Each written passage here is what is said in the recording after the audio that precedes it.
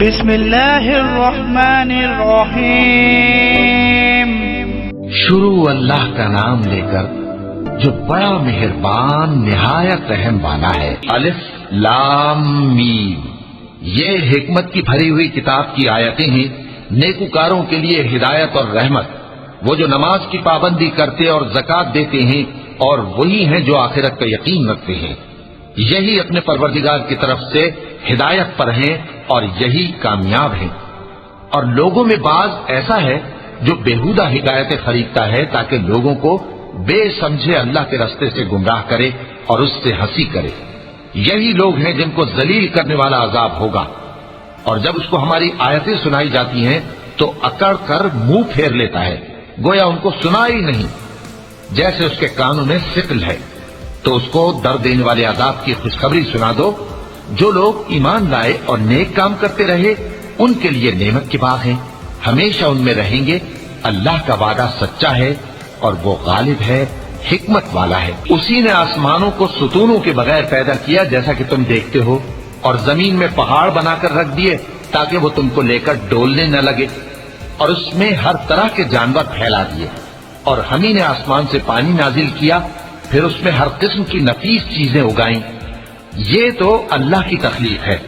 اب مجھے دکھاؤ کہ اللہ کے سوا جو ہستیاں ہیں انہوں نے کیا پیدا کیا ہے۔ حقیقت یہ ہے کہ یہ ظالم کھلی گمراہی میں ہیں۔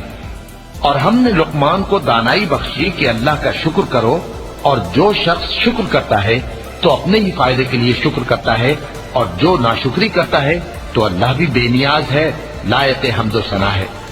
اور اس وقت کو یاد کرو جب لقمان نے اپنے بیٹے کو نصیحت کرتے ہوئے کہا کہ بیٹا، اللہ کے ساتھ شرک نہ کرنا، شرک تو بڑا بھاری ظلم ہے۔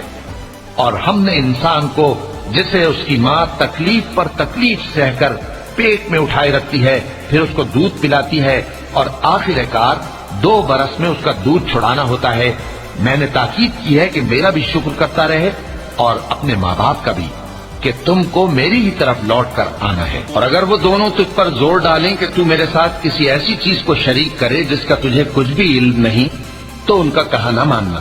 ہاں، دنیا کے کاموں میں ان کا اچھی طرح ساتھ دینا، اور جو شخص میری طرف رجوع لائے اس کے راستے پر چلنا، پھر تم کو میری طرف لوٹ کر آنا ہے، تو جو کام تم کرتے رہے ہو سب سے تم کو آگاہ کر دوں گا۔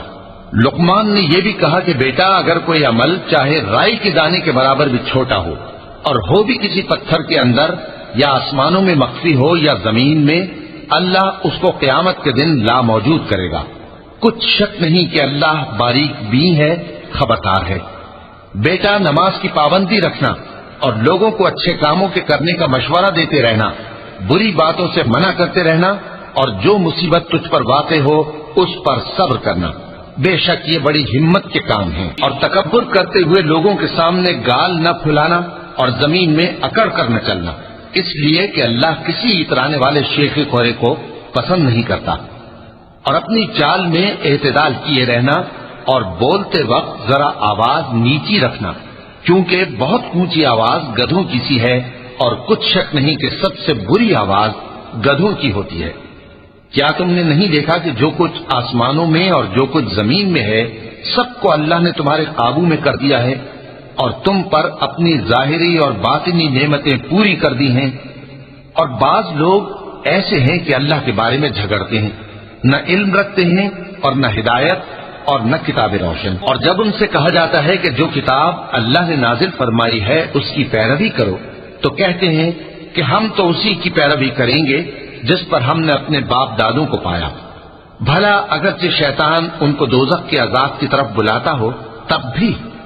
اور جو شخص اپنے آپ کو اللہ کا فرما بردار کر دے اور نیکوکار بھی ہو تو اس نے مضبوط کڑا تھام لیا، اور سب کاموں کا انجام اللہ ہی کی طرف ہے۔ اور جو کفر کرے تو اس کا کفر تمہیں غمناک نہ کر دے۔ ان کو ہماری طرف لوٹ کر آنا ہے، پھر جو کام وہ کیا کرتے تھے ہم ان کو جتا دیں گے۔ بے شک اللہ دلوں کی باتوں سے بھی واقف ہے۔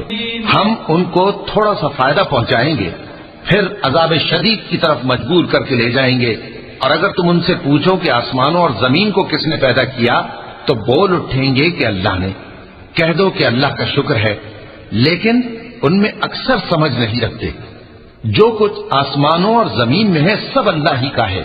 بے شک اللہ بے نیاز ہے، لائق حمد و ثنا ہے. اور اگر یوں ہو کہ زمین میں جتنے درخت ہیں سب کے سب قلم ہو اور سمندر کا تمام پانی سیاہی ہو اور اس کے بعد 7 سمندر اور سیاہی ہو جائیں تو اللہ کی باتیں یعنی اس کی صفتیں ختم نہ ہوں. بے شک اللہ غالب ہے، حکمت والا ہے. اللہ کو تمہارا پیدا کرنا اور جلا اٹھانا ایک شخص کے پیدا کرنے اور جلا اٹھانے کی طرح ہے. بے شک اللہ سننے والا ہے، دیکھنے والا ہے. کیا تم نے نہیں دیکھا کہ اللہ ہی رات کو دن میں داخل کرتا ہے اور دن کو رات میں داخل کرتا ہے، اور اسی نے سورج اور چاند کو کام میں لگا رکھا ہے. ہر ایک وقت مقرر تک چل رہا ہے. اور یہ کہ اللہ تمہارے سب اعمال سے خبردار ہے. یہ اس لیے کہ اللہ کی ذات ہی برحق ہے، اور جس کو یہ لوگ اللہ کے سوا پکارتے ہیں وہ سب باطل ہے. اور یہ کہ اللہ ہی عالی رتبہ ہے، گرامی قدر ہے. کیا تم نے نہیں دیکھا کہ اللہ ہی کی مہربانی سے کشتیاں سمندر میں چلتی ہیں تاکہ وہ تم کو اپنی کچھ نشانیاں دکھائے؟